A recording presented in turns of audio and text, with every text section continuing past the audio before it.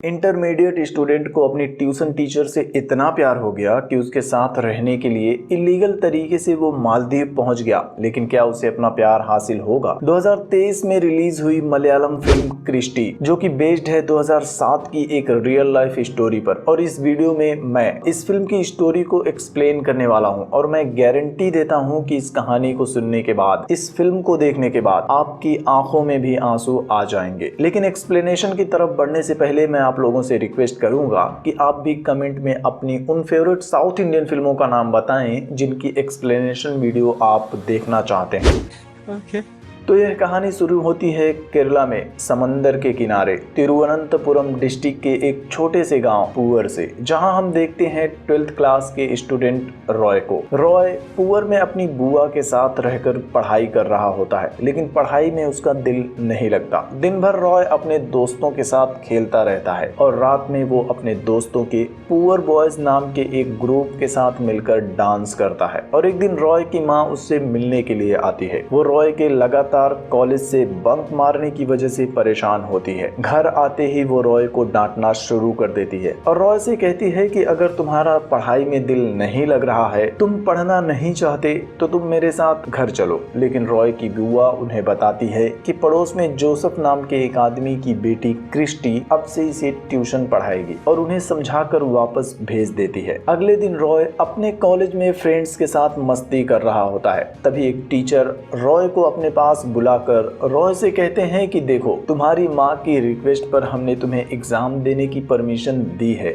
वरना तुम इसके भी काबिल नहीं हो, और एग्जाम में सिर्फ 1 महीने बाकी हैं, इसलिए तुम्हारी भलाई इसी में है कि तुम पढ़ना शुरू कर दो। शाम को अपनी बुआ के फोर्स करने पर रॉय ट्यूशन के लिए क्रिस्टी के घर जाता है। क्रिस्टी अपने कमरे में अपनी तस्वीरों को फाड़ कर पागलों की जैसी बैठी होती है। उसकी हालत देखकर रॉय घर वापस आ जाता है और अपनी बुआ को बताता है कि क्रिस्टी एक पागल लड़की है, इसलिए मैं ट्यूशन पढ़ने के लिए नहीं जाऊंगा। अगले दिन रॉय चर्च में प्रेयर के लिए जाता है। चर्च के बाहर उसकी मुलाकात होती है क्रिस्टी से। क्रिस्टी उसे सब कुछ भुलाकर ट्यूशन आने के लिए कहती है। अगले दिन रॉय उसके घर पर ट्यूशन के लिए जाता है। क्रिस्टी घर पर नहीं होती। रॉय भी क्रिस्टी के घर वालों के साथ बैठकर क्रिस्टी का वेट करने लगता है। क्रिस्टी के आने पर उसे पता चलता है कि आज ही क्रिस्टी का अपने हस्बैंड के साथ डिवोर्स हुआ है, जिसकी वजह से क्रिस्टी के पिताजी और उसके घर वाले भी उससे नाराज होते हैं। और यही वजह थी कि कल क्रिस्टी अपने कमरे में अपनी तस्वीरों को फाड़ कर बैठी हुई थी। लेकिन अपनी पर्सनल प्रॉब्लम्स के बाद भी क्रिस्टी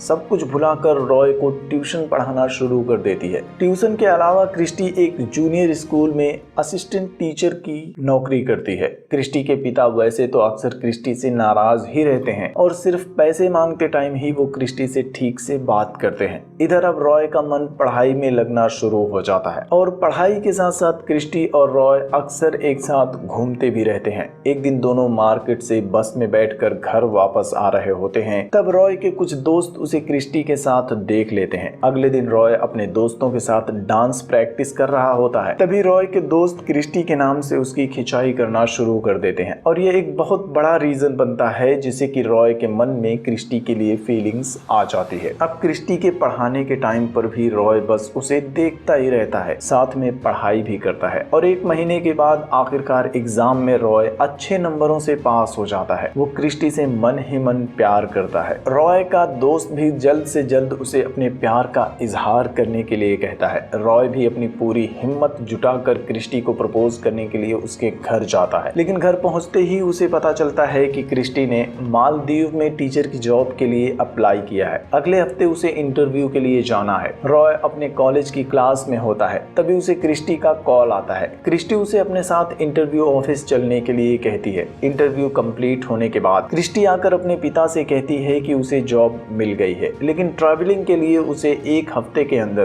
कंपनी में 2 लाख रुपए जमा करने होंगे। यह सुनकर क्रिस्टी के पिताजी गुस्सा होकर वहां से चले जाते हैं। बस से घर वापस आते समय बस नाश्ते के लिए रुकती है। सब लोग बस से उतर जाते हैं, लेकिन क्रिस्टी और रॉय अब भी बस के अंदर होते हैं। बाहर तेज बारिश होने लगती है और उसी टाइम पर रॉय क्रिस्टी को प्रपोज भी कर देता है और कहता है कि मैं तुम्हें पसंद करता हूँ, तुमसे शादी करना चाहता हूँ। लेकिन इससे पहले कि क्रिस्टी उसे कोई और जवाब जवाब देती, सब लोग बस में वापस आ जाते हैं। अगले कई दिनों तक क्रिस्टी और रॉय के बीच कोई बात नहीं होती, लेकिन रॉय को मन ही मन यह यकीन होता है कि क्रिस्टी सच में उससे प्यार करती है। क्रिस्टी मालदीव चली जाती है और मालदीव से वो रॉय को कॉल करती है, लेकिन फिर भी वो रॉय को अपने प्यार का कोई जवाब नहीं देती। जिसके बाद इधर से रॉय भी उसे कॉल करता है, लेकिन रॉय के फोन में बैलेंस कम होता है। रॉय अपने जेब में पड़े सारे पैसे दुकान पर देकर अपना फोन रिचार्ज करता है, लेकिन एक कॉल की कीमत मिनिमम 49 रुपए पर मिनट होती है। 1 मिनट बात करने के बाद आखिरकार फोन कट जाता है, लेकिन फिर भी क्रिस्टी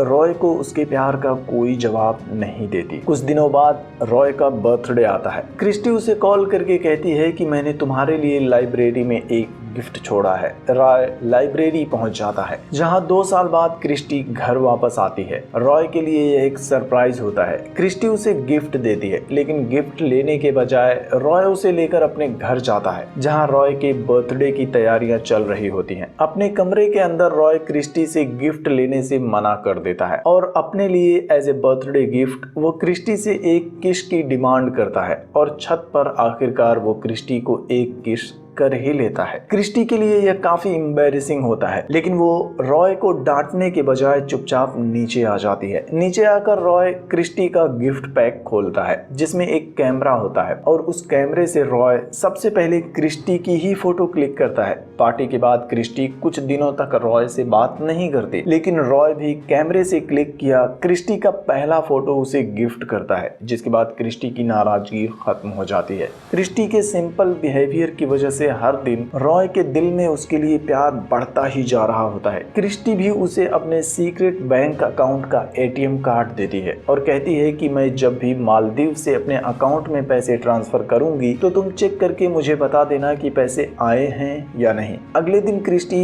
रॉय के साथ अपने दोस्तों से मिलने के लिए जाती है। वो सभी क्रिस्टी के साथ मालदीव में पढ़ाते हैं। रॉय को अकेला छोड़कर क्रिस्टी उनके साथ चली जाती है। शाम को 5 बजे जब क्रिस्टी वापस आती है तो रॉय उससे नाराज हो जाता है और गुस्से में उससे पूछता है कि तुम किसी अनजान आदमी के साथ कैसे जा सकती हो। रॉय के गुस्से को देखकर क्रिस्टी भी उससे नाराज हो जाती है और उसे वहीं छोड़कर बस से वापस घर आ जाती है। दोनों के बीच फिर से बातें बंद हो जाती है और क्रिस्टी मालदीव वापस चली जाती है। इस बार क्रिस्टी और रॉय के बीच सिर्फ एटीएम से बैलेंस चेक करने का ही कम्युनिकेशन होता है, जिससे कि रॉय परेशान हो जाता है और वो मालदीव जाने और वहां जाकर क्रिस्टी से बात करने का प्लान बनाता है। लेकिन उसे पता चलता है कि मालदीव जाने के अपने कुछ नियम है। मालदीव जाने के लिए उसे अपने जेब में $12,000 या फिर होटल की बुकिंग या फिर कोई एक ऐसा आदमी जो मालदीव में रहता हो, उसे जानता हो, उसकी डिटेल्स के साथ साथ आप वहां क्यों जा रहे हो,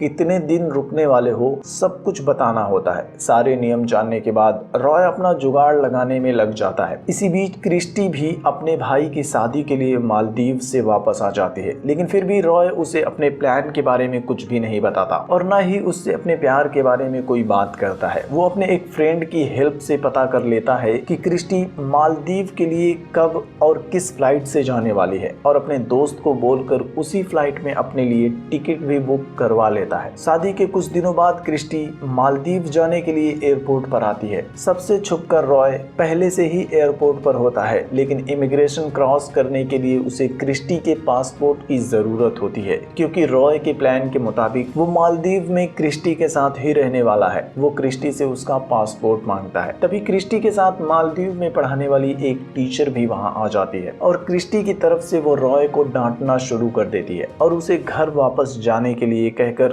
क्रिस्टी को लेकर अंदर चली जाती है। काउंटर पर बैठा आदमी भी रॉय को समझाता है कि अगर मैं तुम्हें यहाँ फ्लाइट में बैठने के लिए बोर्डिंग पास दे भी दूं तो मालदीव में इमिग्रेशन वाले तुम्हें पकड़ लेंगे। लेकिन रॉय किसी तरह से रोध होकर काउंटर पर बैठे आदमी को मना लेता है और उसे कहता है कि मालदीव में क्रिस्टी मुझे तकलीफ में देखकर मेरा साथ जरूर देगी। और फाइनली बोर्डिंग पास लेकर अंदर चला जाता है। फ्लाइट में बैठकर क्रिस्टी के साथ मालदीव पहुंच जाता है। मालदीव एयरपोर्ट पर पहुंचकर भी क्रिस्टी उसकी तरफ नहीं देखती और एयरपोर्ट पर उसे अकेला छोड़कर चली जाती है। इमिग्रेशन स्टाफ रॉय के पास आते हैं और उससे पूछते हैं कि आखिर उसकी प्रॉब्लम क्या है, जिसके बाद रॉय उनसे कहता है कि मैं अपने फ्रेंड के साथ यहाँ आया था लेकिन वो मुझे छोड़कर बाहर चली गई है। इमिग्रेशन वाले क्रिस्टी के पास जाकर उसे बुलाते हैं और रॉय की तरफ इशारा करके उससे पूछते हैं। तब क्रिस्टी उनसे कहती है कि मैं इस लड़के को नहीं जानती और वहां से चली जाती है। रॉय का दिल टूट जाता है। इमिग्रेशन स्टाफ में एक लड़की हुदा उसके पास आती है। रॉय उसे अपनी पूरी कहानी बताता है, जिसके बाद हुदा उससे कहती है कि तुम्हारा प्यार सच्चा था। हुदा उसकी हेल्प करके उसका रिटर्न टिकट बुक करवा देती है और फाइनली टूटे दिल के साथ रॉय इंडिया वापस आ जाता है। समंदर के किनारे वो आज भी क्रिस्टी के गिफ्ट किए हुए कैमरे से तस्वीरें ले रहा होता है और सोचता है कि क्रिस्टी ने हमेशा उसके साथ प्यार से बात की। दोनों जब भी एक साथ होते खुश होते, लेकिन क्या कभी भी क्रिस्टी ने उसे प्यार किया होगा या नहीं? लेकिन अपने इन सवालों का जवाब खुद रॉय के पास भी नहीं होता। और जैसा कि मैंने शुरू में ही बताया कि यह स्टोरी रियल लाइफ पर बेस्ड है और ऐसी सच्चे प्यार की कहानी रियलिटी में हमें बहुत ही कम देखने के लिए मिलती है। हिंदी में आपको यह फिल्म सोनी लिव पर देखने के लिए मिल जाएगी और मुझे उम्मीद है कि आपको मेरा यह एक्सप्लेनेशन पसंद आया होगा। तो प्लीज वीडियो को लाइक करना, कमेंट करना, शेयर करना और ऐसी ही और भी south Indian movies recommendation videos को देखने के लिए चैनल को भी सब्सक्राइब करके बेल आइकन को भी प्रेस कर लेना, जिससे कि आपसे मेरी कोई भी नई वीडियो मिस ना हो सके।